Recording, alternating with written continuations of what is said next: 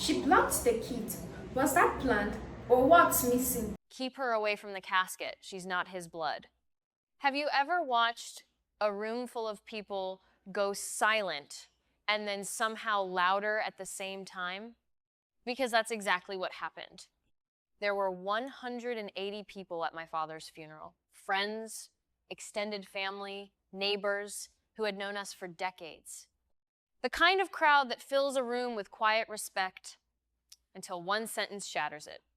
But before we continue, please subscribe and turn on the notification bell for updates. My name is Elena Carter. I'm 34. And that day, I was standing beside my 9-year-old daughter, Lily, trying to hold myself together long enough to say goodbye to my father. The air smelled like polished wood and lilies. Soft music played in the background. Everything felt heavy, slow, unreal. Lily's hand was in mine, small, warm, trusting. We stepped forward together toward the casket. And then she stepped in front of us. My older sister, Rebecca Carter, 38, moved fast, too fast for a funeral. Her arm extended just slightly, blocking Lily not aggressively but deliberately. Controlled, calculated, and then she said it. Keep her away from the casket. She's not his blood. A few people actually laughed. Not loudly, not proudly, but enough. Enough for my daughter to hear it. Enough for it to land. Lily's fingers tightened around mine instantly. I felt it. That small shift, that silent panic kids try to hide when they don't understand something but they know it's bad. She leaned closer to me and whispered, so quietly I almost didn't catch it. Why would she say that? And here's the part I still think about. I said nothing. Not right away. I just stood there, looking at my father's casket, then at my sister, then at the people watching. Because in that moment, something felt off. This wasn't just cruelty. This was timing. This was intentional.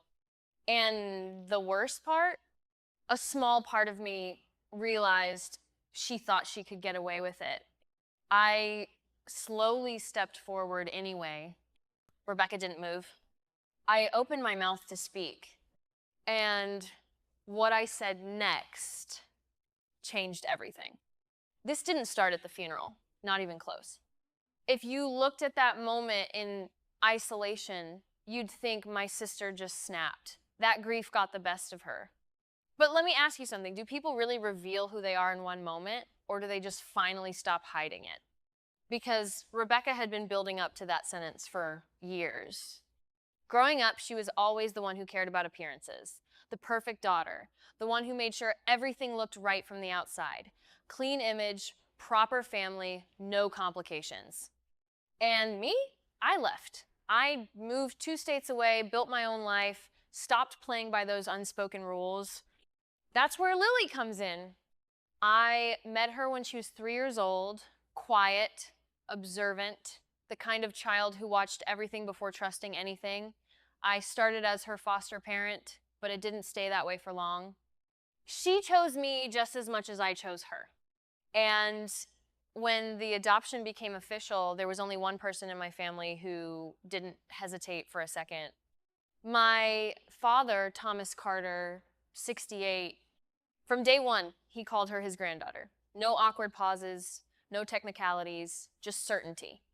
I still remember the way he'd sit with her on the porch, letting her help him read the newspaper, or how he'd introduce her to neighbors like she had always been there.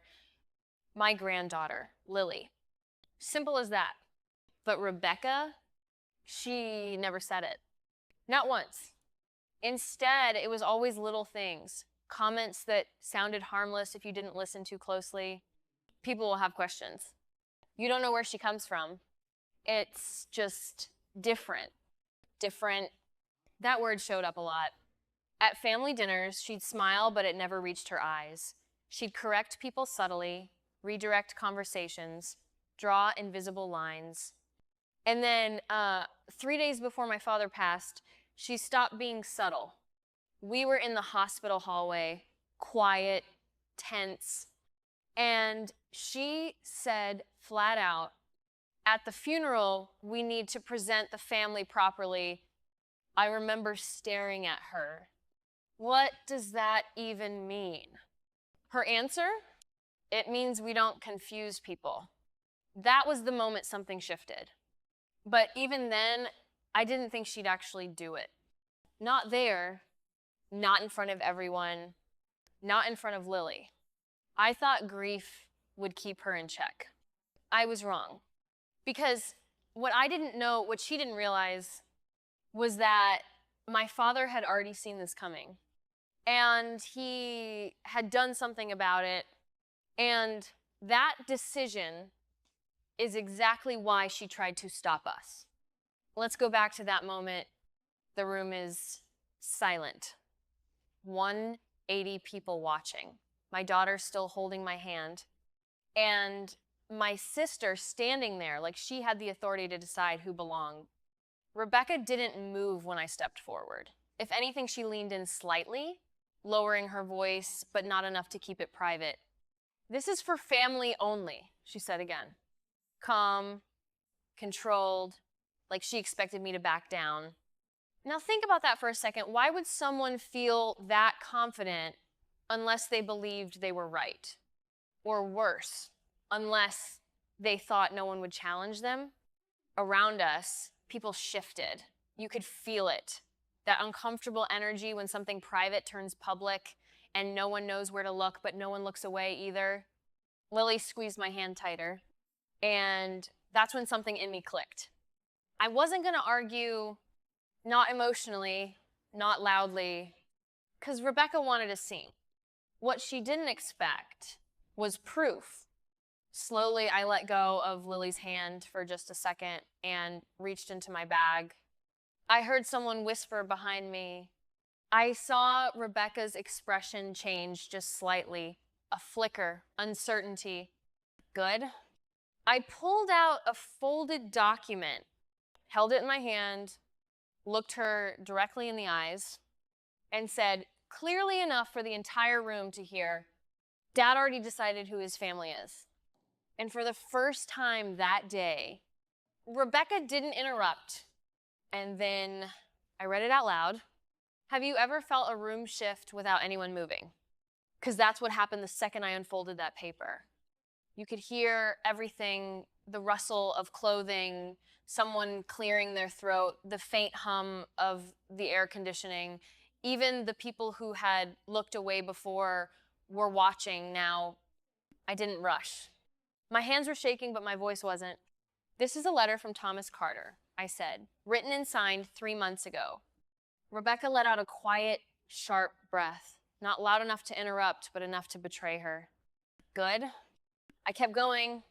He asked for this to be included with his will. Now people leaned in. You could feel it, curiosity turning into tension. And then I read his words. Not all of it, just enough. He wrote about Lily, about the day he met her, about how she didn't speak much at first, but how she watched everything, just like I had as a child.